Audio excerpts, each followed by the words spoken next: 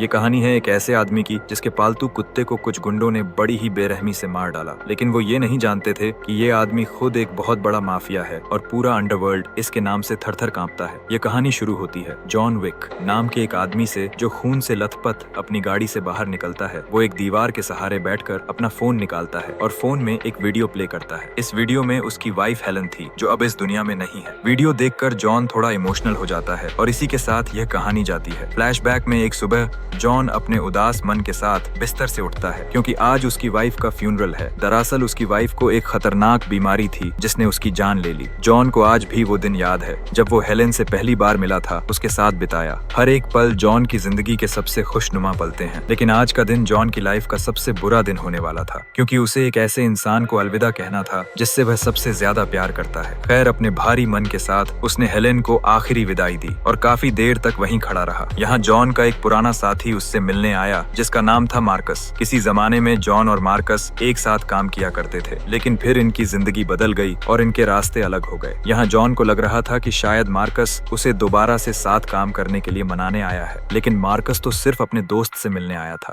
जिसने अभी अभी अपनी वाइफ को खोया है। इन दोनों ने थोड़ी देर बात की और फिर मार्कस वहाँ से चला गया। उस रात जॉन के घर एक पार्सल आया जो उसे उसकी वाइफ ने भेजा था। हेलेन ने मरने से पहले ही जॉन को यह तोहफा देने का फैसला किया था। जब उसने बॉक्स को खोला तो उसके अंदर से एक छोटा सा पप्पी निकला। बॉक्स के ऊपर उसे हेलेन का लेटर मिला जिसमें उसने लिखा था कि मेरे मरने के बाद तुम्हें अपनी लाइफ में आगे बढ़ना होगा और मेरी जगह किसी और को देनी होगी, इसलिए मैंने तुम्हें यह पप्पी गिफ्ट किया है ताकि तुम फिर से प्यार करना सीख सको। अब ये लेटर पढ़कर जॉन काफी इमोशनल हो गया और फूट फूट कर रोने लगा। इसके बाद जब उसने पप्पी को बाहर निकाला तो ये नोटिस किया कि हेलेन ने उसका नाम डेजी रखा है। वो डेजी को लेकर अपने कमरे में आया और उसके लिए एक छोटा सा बिस्तर लगाया। थोड़ी देर तक वो डेजी के साथ खेलता रहा और फिर सोने चला गया। अगली सुबह जॉन को ये एहसास हुआ कि उसके पास कुत्तों का खाना तो है ही नहीं। उसने फटाफट से अपनी मस्टैंग निकाली और डेजी को लेकर मार्केट चला गया। रास्ते में वो एक पेट्रोल पंप पर रुका और अपनी गाड़ी में तेल भरने लगा। तभी वहाँ एक और गाड़ी आई जिसके अंदर जोरदार म्यूजिक चल रहा था। गाड़ी से यूसुफ नाम का एक गुंडा बाहर आया जो इस देश के सबसे बड़े गैंगस्टर गगो का बेटा था। यूसुफ के साथ ही दुकान के अंदर चले गए और इधर यूसुफ जॉन से बातें करने लगा। उसने जॉन के मस्टैंग की तारीफ की और उससे उसकी कीमत पूछी। इस पर जॉन ने कहा कि उसकी गाड़ी बिकाऊ नहीं है और वो इसे बेचना नहीं चाहता। अब गुस्से में यूसुफ जॉन की खिड़की पर आया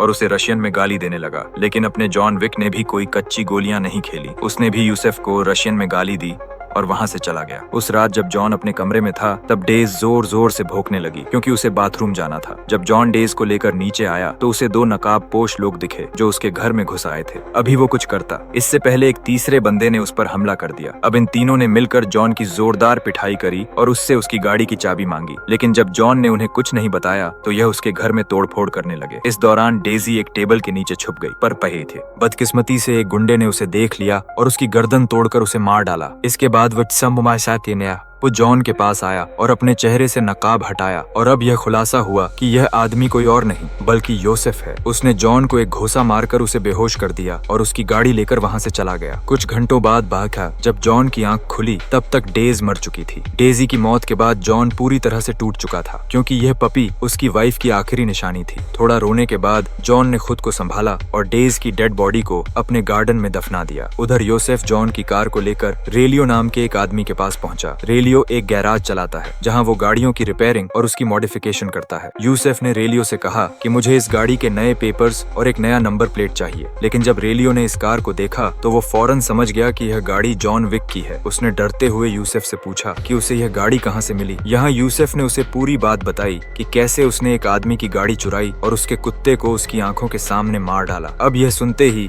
रेलियो ने यूसुफ को एक जोरदार थप्पड़ लगाया और उसे अपने गरा से निकल जाने को कहा। अब गुस्से में आकर यूसुफ ने भी उसे दो चार बातें सुनाई और वहाँ से निकल गया। इधर जॉन ने अपने घर की साफ सफाई की और फौरन रेलियो के गैराज पहुंचा। उसने रेलियो से यूसुफ के बारे में पूछा, जिस पर रेलियो ने बताया कि उसकी गाड़ी यूसुफ ने ही चुराई है और उसके कुत्ते को भी उसी ने मारा है। यह सुनकर जॉन ने रेलियो से एक सेकंड हैंड गाड़ी खरीदी और यूसुफ की तलाश में निकल गया। उस रात रेलियो को वीगो नाम की एक माफिया का कॉल आया जो असल में यूसुफ का बाप था। गगो रेलियो को गालियां बक रहा था क्योंकि उसने उसके बेटे को थप्पड़ मारा था, लेकिन जब रेलियो ने बताया कि यूसुफ ने जॉन विक की गाड़ी चुराई है और तो और उसके कुत्ते को भी मार डाला है, तो वीगो बिल्कुल शांत हो गया और फोन कट कर दिया। अब जॉन विक का नाम सुनते ही गगू का गुस्सा डर में बदल गया और उसे योसेफ की फिक्र होने लगी। थोड़ी देर बाद जब योसेफ घर लौटा तो वीगो ने उसे अपने पास बुलाया। उसने योसेफ को शराब का ग्लास दिया और फिर उसके पेट में एक जोरदार मुक्का मारा। योसेफ को समझ नहीं आ रहा था कि उसका बाप उसे क्यों धो रहा है। उसने पूछने की कोशिश भी की पर वीगो उसे धोता गया। थोड़ी धुनाई के बाद वीगो ने यूसुफ से कहा कि तेरी गलती यह नहीं है कि तूने किसी की गाड़ी चुराई या किसी के कुत्ते को मारा, बल्कि तेरी गलती तो ये है कि तूने जनविक की गाड़ी चुराई और उसके कुत्ते को मारा। वीगो ने बताया कि किसी जमाने में जॉन विक उसके साथ काम किया करता था और पूरा अंडरवर्ल्ड उसे बुगी मैन के नाम से जानता था। जॉन विक कितना खतरनाक है वो इसका अंदाजा इस बात से लगा सकता है कि एक बार उसने एक पेंसिल को यूज करके 3 लोगों को मार डाला था। वो इतना खतरनाक था कि दुनिया भर के माफियाज भी उससे पंगे लेने में घबराते थे। जो काम सभी को इम्पॉसिबल लगता, वो काम